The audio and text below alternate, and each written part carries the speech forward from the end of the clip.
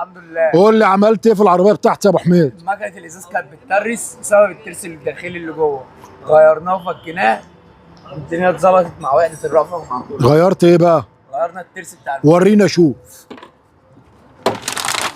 يبقى في موتور هنا جوه، بنغير الترس بتاعه لما الترس بس. ها؟ الترس بس، ما بنغيرش الموتور كامل. حبيبي حبيبي يا راجل.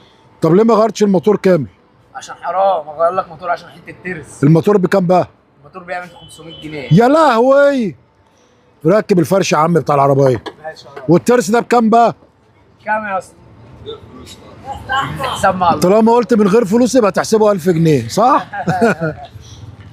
يعني انت كده غيرت لي الترس ومش هيحصل له حاجه تاني. ها؟ لا على ضمان. والازاز كده مش هيقعد بقى كان بيعمل صوت وهو طالع ونازل. ولا صوت ولا في اي حاجه دلوقتي. بجد؟ بجد. طب ما نجرب. جرب كده ووريني. هو بيجرب دلوقتي اهو الازاز اهو ابتدى. لا صوته وحش برضه يا احمد، مش عاجبني صوته. لسه مع الدبليو فورت والكلام ده هيتظبط. هتظبطه لسه؟